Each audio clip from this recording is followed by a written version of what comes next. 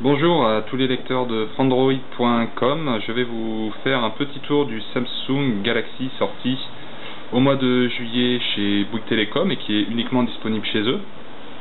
Donc ce téléphone dispose d'un écran OLED qui est technologie Samsung avec un écran très fin et très lumineux.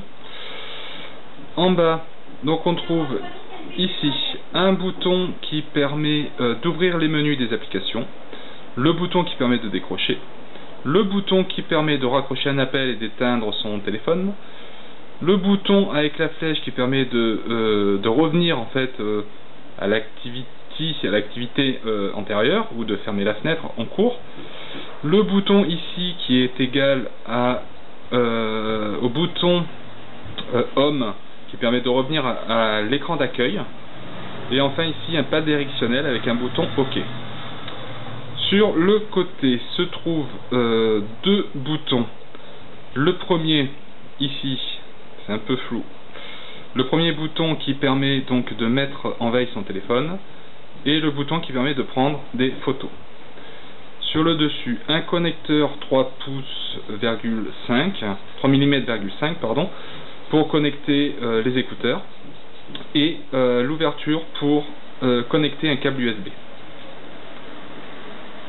Ici, le bouton volume pour monter et descendre le son de vos applications et de la sonnerie, sachant qu'après quelques tests, j'ai constaté qu'en appuyant sur le haut, sur le bouton du haut, le son diminuait et inversement.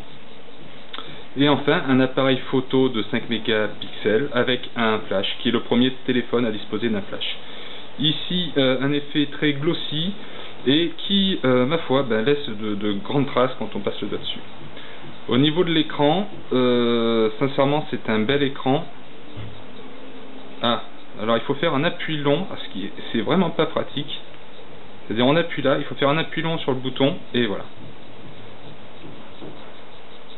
Alors normalement si j'appuie ici, je reviens voilà, au bouton Home.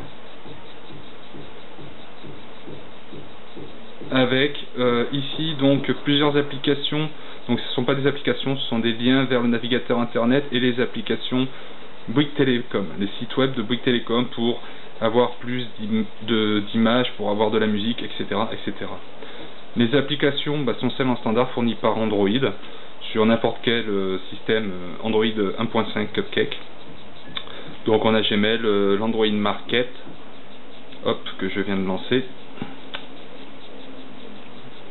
Tac. Voilà, donc rien de bien particulier au niveau de l'OS, ça reste un système Android standard. La grande qualité de ce téléphone, je dirais deux choses: l'appareil photo en 5 mégapixels, et je posterai des comparatifs avec le HTC Dream, et enfin la qualité de l'écran qui est vraiment très lumineux et très fin.